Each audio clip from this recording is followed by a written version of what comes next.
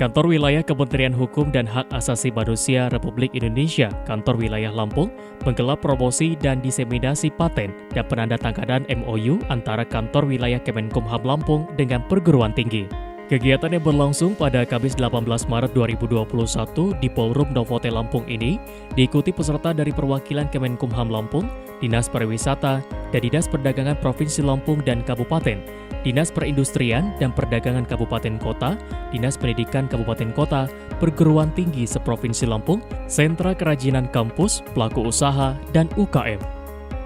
Dalam kegiatan ini, selaku Ketua Panitia Pelaksana yang juga Kepala Divisi Hukum dan HAM Kemenkumham Lampung, Nur Ikhwan SHMH, menyampaikan bila dasar hukum penyelenggaraan kegiatan sesuai putusan Kepala Kantor Wilayah Kemenkumham Lampung nomor B-1011-10.SHN.01.05 tahun 2021 tentang promosi dan diseminasi paten 2021. Di mana maksud dan tujuan kegiatan sebagai sarana diskusi dan promosi mengenai layanan kekayaan intelektual yang ada di kantor Kemenkumham Lampung, khususnya terkait dengan paten serta memberikan pemahaman pentingnya pendaftaran kekayaan intelektual yang ada di Provinsi Lampung, terutama yang berkaitan dengan paten. Izinkan saya akan membacakan laporan kegiatan promosi diseminasi paten 2021. Dasar hukum, kegiatan promosi dan diseminasi paten tahun 2021 didasarkan kepada putusan Kepala Kantor Wilayah Hukum dan HAM Lampung nomor W9-2.HN.01.05 tahun 2021 tentang promosi dan diseminasi paten 2021. Maksud dan tujuan kegiatan tahun 2021 ini adalah sarana diskusi dan promosi mengenai layanan kekayaan intelektual yang ada di Kantor Wilayah Hukum dan HAM Lampung, khususnya terkait dengan paten. Sedangkan tujuan dilaksanakan promosi dan diseminasi ini untuk memahami pentingnya pendaftaran kekayaan intelektual yang berada di wilayah Provinsi Lampung dan sekitarnya, terutama untuk pendaftaran paten.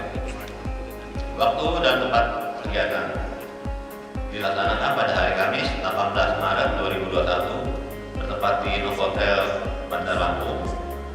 Narasumber pada kegiatan ini adalah terdiri dari yang pertama Bapak Dwi Waskita Trisna Utama SD selaku pemeriksa paten media pada Ditjen Kekayaan Intelektual Kementerian Hukum dan HAM. Yang kedua adalah Bapak Sahroni SS selaku Kepala Seksi Pemeliharaan Mutasi dan Lisensi Ditjen Kekayaan Intelektual Kemenkumham. Yang ketiga adalah Bapak Mediano Arti Muhammad SDMT selaku Ketua Sentra Kekayaan Intelektual Universitas Lampung. Peserta terdiri dari 100 orang. Yang pertama dari Kementerian Hukum dan HAM Lampung, kedua dari Dinas Pariwisata dan Perdagangan Provinsi Lampung dan Kabupaten Tulang Bawang, ketiga Dinas Perindustrian Kota Bandar Lampung dan Kabupaten Lampung Tengah, keempat Dinas Koperasi UKM, UM, dan Perindustrian Kota Metro, kelima Dinas Perindustrian dan Perdagangan Kabupaten Lampung Selatan, Kabupaten Lampung Timur, dan Kabupaten Pasawaran. Dinas Koperasi UKM dan Perindustrian Lampung Utara. 7. Dinas Koperasi UKM Perdagangan dan Perindustrian Kabupaten Sewu dan Kabupaten Tanggamus. 8. Dinas Pariwisata, Kebudayaan, Kepemudaan dan Olahraga Kabupaten Tanggamus. 9. Dinas Pendidikan dan Kebudayaan Pesisir Barat. 10. Badan Penelitian dan Pengembangan Provinsi Lampung. 11. Fakultas Teknik dari perguruan tinggi yang berada di Provinsi Lampung. 12. Sentra Kekayaan Intelektual dari beberapa perguruan tinggi Provinsi Lampung. 13 pelaku usaha dan UKM. Bapak Kepala Kantor Wilayah Hukum dan HAM yang kami hormati, demikian hal-hal yang perlu kami sampaikan. Atas perhatian Bapak, kami ucapkan terima kasih. Juga para narasumber dan peserta yang hadir yang sudah meluangkan waktu pada acara tersebut. Akhir kata, izinkan saya memohon kepada Kepala Kantor Wilayah Hukum dan HAM Lampung untuk menyampaikan sambutan sekaligus berkenan secara resmi membuka acara promosi diseminasi paten tahun 2021.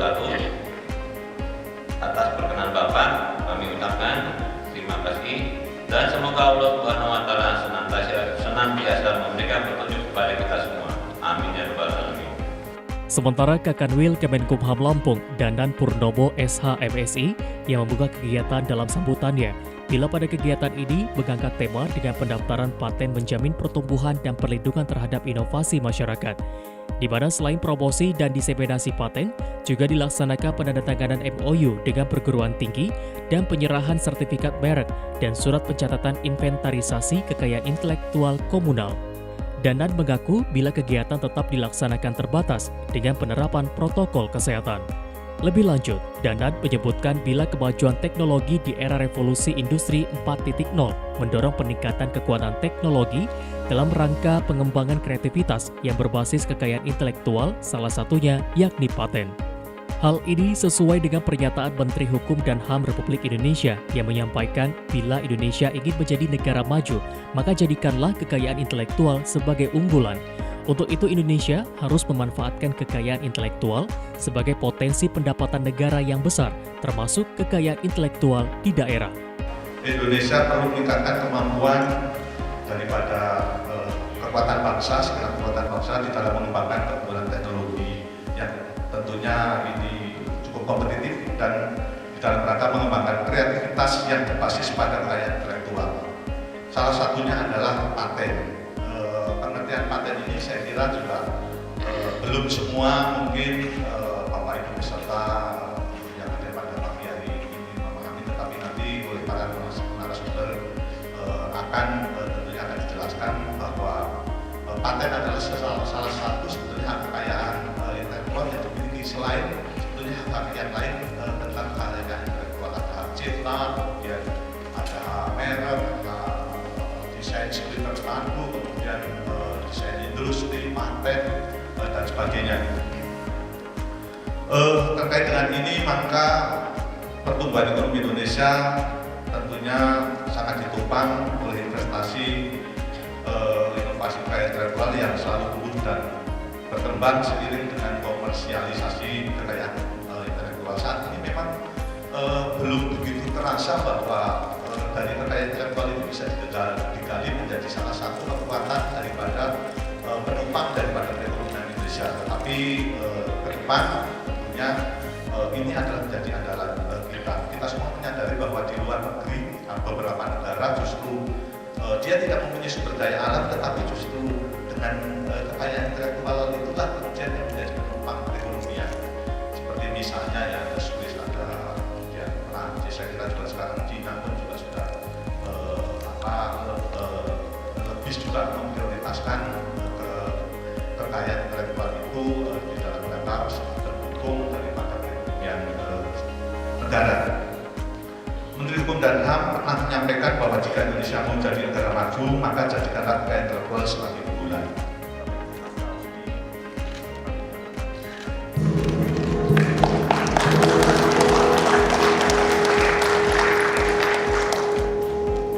Usai pembukaan dilanjutkan dengan penandatanganan MOU antara Kemenkumham Lampung dengan perguruan tinggi.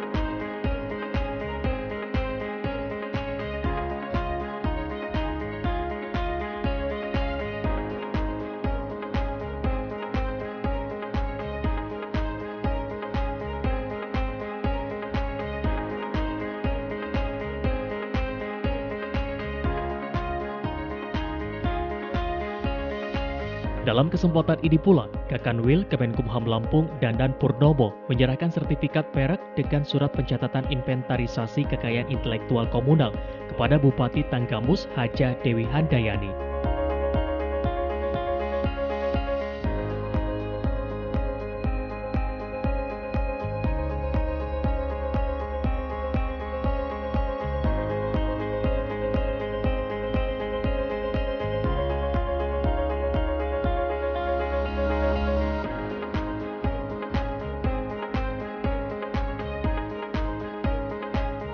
Usai meninjau sejumlah kerajinan yang sudah dipatenkan, dalam kesempatan ini Dandan menyatakan selain optimalisasi kekayaan intelektual dalam hal ini paten, juga dilakukan MOU dengan perguruan tinggi di bidang psikologi untuk lapas dan rutan dalam upaya peningkatan SDM lapas dan rutan dalam melakukan konseling dengan warga binaan.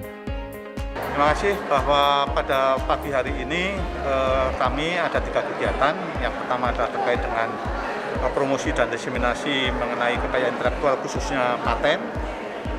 Kemudian yang kedua adalah adanya MOU dengan beberapa perguruan tinggi terkait dengan pengembangan kekayaan intelektual. Terus kemudian juga terkait dengan lembaga psikologi ini dengan HIMSI. Jadi untuk lapas dan rutan. Jadi psikologi ini di dalam rangka untuk melakukan asesmen dan konseling kepada narapidana dan tahanan, dan juga untuk peningkatan SDM daripada petugas pemasyarakatan. Kemudian yang acara selanjutnya adalah adanya penyerahan KIK, KIK komunal kepada 2 kabupaten mengenai ekspresi budaya tradisional, kemudian juga penyerahan sertifikat merek kepada beberapa perusahaan yang beberapa pemegang merek yang telah mengajukan mereknya kepada Dinas Perdata. Harapan ke depannya Pak seperti apa? Harapan ke depan kami harapkan adalah bahwa pengembangan kekayaan intelektual itu adalah di Lampung ini bisa berkembang, karena terkait dengan kekayaan intelektual itu bisa juga dalam rangka meningkatkan perekonomian. Hak kekayaan intelektual meliputi misalnya terkait dengan paten, hak cipta, merek, desain industri, kemudian juga yang terkait dengan hak cipta. Inilah yang selalu promosikan kepada seluruh komponen yang ada di Lampung ini untuk lebih meningkatkan juga mengembangkan mengenai kekayaan intelektual, termasuk pemberian kesadaran kepada masyarakat mengenai pentingnya hukum, pentingnya perlindungan hukum bagi para pemegang hak kekayaan intelektual. Sementara kegiatan promosi dan diseminasi paten kegiatan dimoderatori oleh Kabid Pelayanan Hukum Ignatius Mangantar Tua SSHMH dengan menghadirkan 3 narasumber, yakni Dwi Wastika Trisna Utama, pemeriksa paten dari Ditjen KI yang menyampaikan prinsip dasar pembuatan spesifikasi paten. Kepala Seksi Pemeliharaan Mutasi dan Lisensi Direktorat Paten DTLST dan Rahasia Dagang Direktorat Jenderal Kekayaan Intelektual Syahroni SSI yang menyampaikan tentang sistem perlindungan paten dan tata cara pengajuan pendaftaran paten, dan Ketua Sentra KI LPPM Universitas Lampung Insinyur Meizano Ardi Muhammad STMT yang menyampaikan materi tentang peranan sentra kekayaan intelektual dalam pendaftaran dan sosialisasi paten. Ini saya mencoba untuk menyamakan persepsi. Tahun 1926 paten perangkap tikus. Berikutnya disempurnakan tahun 1976. Ini mudah, paten itu mudah, tidak sulit. Kira-kira yang berbeda apa? Ada berapa? Oke, sertifikat ada 3. Nextnya apa? Itu yang I3.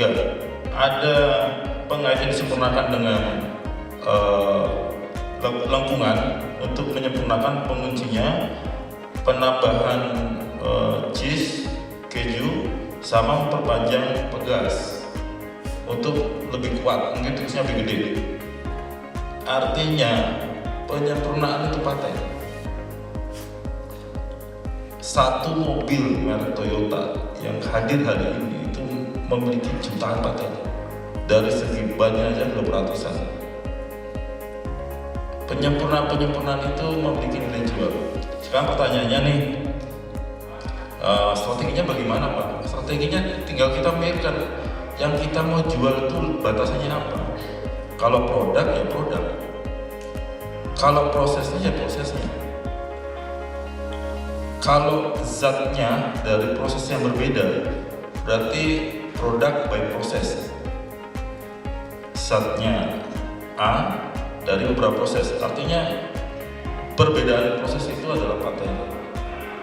Berikutnya Pak, ini tadi keju, pegas, pengait, terus Pak. Ini paten. Apa bedanya paten lengkap dengan paten sederhana? Contohnya tidak berhubungan dengan size, ukuran, tapi berhubungan dengan teknologi di dalamnya. Paten biasa, saya ambil contoh, dulu kita mengetahui disket 3,5 mega, berkembang 5 mega, 5 giga sekarang, cakram. Flash disk 30 giga, sekarang sudah cloud, unlimited, tidak terbatas. Apakah itu paten? Iya. Bagaimana suatu data dikompresi menjadi satu device, perangkat. Sekarang ke paten sederhana, kegunaan praktis, penyempurnaan dari paten sebelumnya menjadi paten baru. Penambahan kulit jeruk ini dari paten sebelumnya, kalau ditambah ini jadi nggak licin, hanya hal simpel tapi menyelesaikan satu masalah dan memiliki nilai jual, ya sudah, ini jadi paten. Mungkin merek pilot disempurnakan produknya, artinya suatu produk yang kita gunakan sekarang merupakan penyempurnaan dari produk yang dahulu. Mungkin kita kalau generasi saya tahun 90-an, kita mengetahui betapa lompatan teknologi dari komputer IC, transistor IC sekarang dari besar ukurannya dulu, sekarang hampir ada di genggaman. Di sini kita bisa berhubungan dengan dunia. Lompatan teknologi luar biasa. Paten itu tidak membuat orang memiliki nilai ekonomis yang sangat tinggi, finansial yang sangat bagus. Mungkin kalau kita punya paten, satu paten mendapat royalti suatu perusahaan, banyak Pak contoh Bapak dosen di Jawa itu sangat sukses. Mungkin sambil tidur pun rekening ngisi sendiri Pak. Pak Artono yang di Semarang bikin pemisahan ozon, tanaman di semprot air ozon, di packaging, dalam waktu 3 bulan tidak berkurang layu-layunya sampai zat-zatnya terbuang, zat kotornya di vakum dengan ozon. Nah, itu teknologi paten. Berikutnya Pak, ini kebanggaan kita Bapak Sosrobahu. Saya beri contoh. Gambar ini digunakan di Washington. Yang sebelah kiri yang sekarang sedang dibangun oleh Bapak Jokowi. Artinya apa? Selama dia hidup, royalti penggunaan simpang bahu itu digunakan masyarakat dunia. Itu kebanggaan kita. Bapak Insinyur Sosrobahu Djokorda Raka Sultan. Ini Bapak kalau di paten Pak, sekarang Google saking pentingnya menyediakan Google paten. paten.google.co.id, paten.google.com. Bapak ketik nomor ini, keluar. Bapak pengen tahu paten Microsoft, ketikkan Microsoft. Cara searching untuk melanjutkan penelitian. Jadi paten mudah. Terus Pak. Ini Pak. Jadi satu paten teknologi ini, mungkin Bapak Ibu kalau ada yang meneliti di sini tertarik, tapi saya berusaha memberi masukan bahwa paten itu mudah. Satu case itu bisa beberapa paten. Sebelumnya itu di bawah 10.000 permohonan per tahun. Itu baru di atas 10.000, itu baru 2019. Gitu. Coba bandingkan dengan Cina yang 1 juta permohonan per tahun. Bandingkan dengan Amerika yang 400.000 permohonan per tahun. Kita jauh tertinggal, karena itulah ini mungkin pentingnya promosi dan diseminasi paten. Kebetulan kemarin juga sudah berbincang-bincang diskusi dan berbagi itu bahwa memang kalau di negara lain justru sekarang sudah pemanfaatannya ya utilisasinya apa, tapi di Indonesia sepertinya masih perlu diseminasi dan promosi paten, pengajuan permohonan paten. Nah, mungkin dalam hal inilah permohonan acara ini diselenggarakan. Dasar hukumnya yaitu pertama Undang-Undang Nomor 13 Tahun 2016 tentang paten. Kemudian lebih detailnya ada di aturan turunannya yaitu PPUH RI Nomor 38 Tahun 2018 tentang permohonan paten. Di situ detail banget permohonannya itu bagaimana. Yang perlu diperhatikan bahwa permohonan paten bersifat konstitutif. Artinya apa sih konstitutif? Artinya pelindungan diberikan berdasarkan pendaftaran.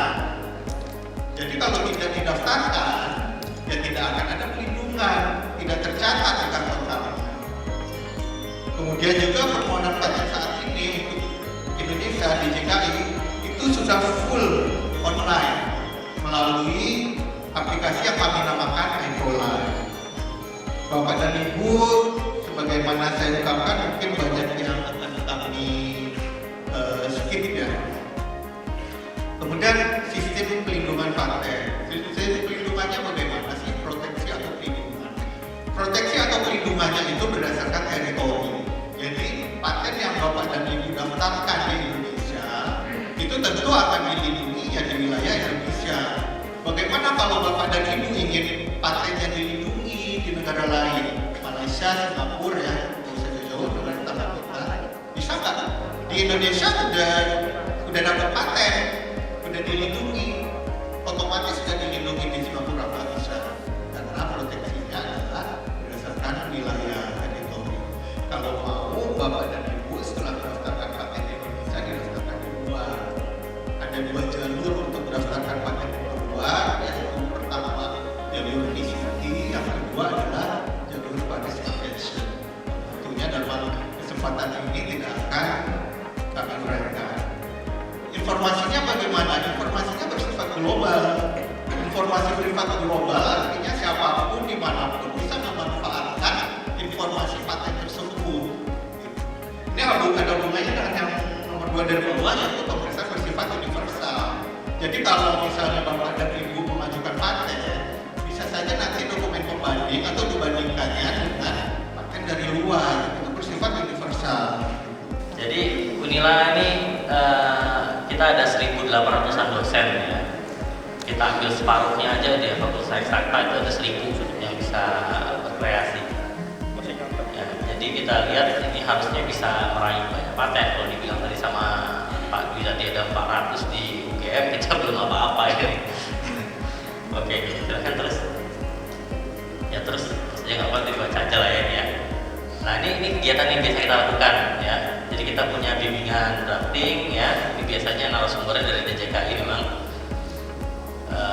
Kemudian, nah ini yang kita lakukan sendiri sekarang online, pendaftaran paten, pengurusan daftar hak cipta, merek sama desain industri. Ini yang biasanya kalau perguruan tinggi kita fokus pada paten, hak cipta, merek sama desain industri.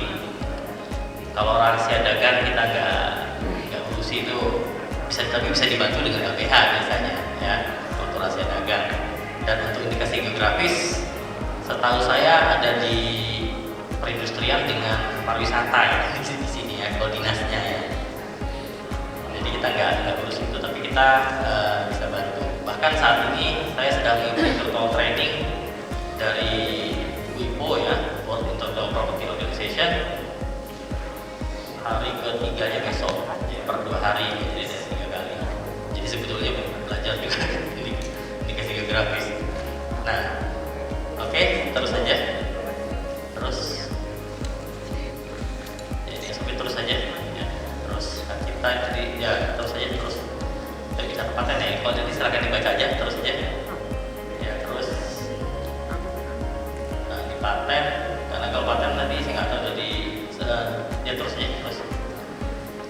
Kalau paten ini mungkin beberapa yang harus diingat ya, bahwa dia adalah hak eksklusif yang diberikan negara kepada inventor. Nah ini kan sekarang kita masih negara ya basisnya ya. Jadi maksudnya kalau didaftarkan di Indonesia, dia berlaku di Indonesia. Tapi kalau kita yang pertama, kita punya hak prioritas. Jadi maksudnya kita daftar dulu di Indonesia, terus mau difabrikasi di Cina, kita daftar lagi. Tapi karena kita sudah pernah buat di Indonesia, kita diutamakan. Oh ini patennya sudah dari Indonesia, jadi sebelumnya hanya diteruskan, bisa gitu. Ya, dan kemudian sebutannya untuk yang membuat paten adalah inventor. Ya. Jadi saat Anda sudah buat paten, Anda bisa bilang saya inventor. Saya sudah punya 2 paten, jadi saya bisa ngaku inventor. Oke, silakan. Terus lagi. Nah ini kalau Unila sekarang kita sampai dengan terakhir tuh ya. Kita ada, saya tahu ya. Kita ada sekitar 60 ya paten. Kalau sekarang ini soal terakhir Januari 60 yang granted, sisanya belum. Ya terus, nah ini nih sisi kita ya. Terakhir ini 58 tapi per Januari. Kalau sekarang sudah 63.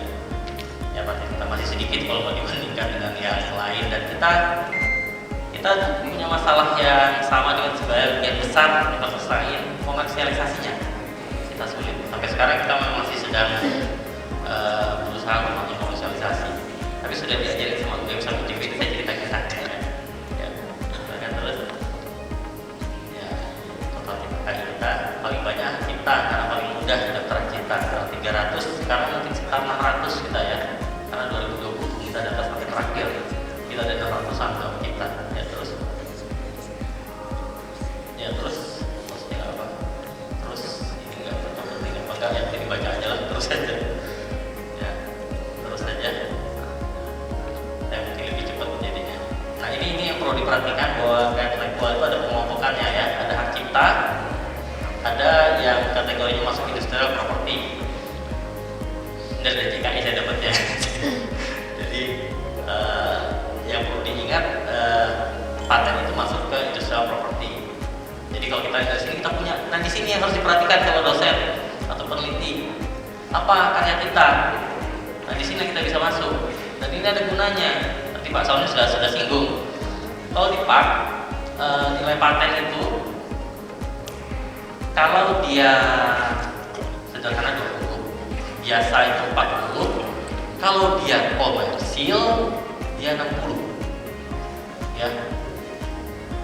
Jadi mau jadi profesor itu punya 2 paten saja, dan biasanya paten itu di review memang, tapi poinnya nggak bisa terlalu rendah, jadi nggak bisa di patennya fullnya 60, mau dinilai 20 itu nggak bisa, udah ada sertifikat soalnya, jadi dia bisa nilai 50 paling kecil. Usai menyampaikan materi, Syahroni SSI selaku Kasih PML Direktorat Paten DTLST dan Rahasia Dagang Ditjen KI mengapresiasi kegiatan yang digelar Kemenkumham Lampung dalam upaya memberikan perlindungan hukum terhadap kekayaan intelektual khususnya paten. Jeffrey Ardi, David Sihotang melaporkan.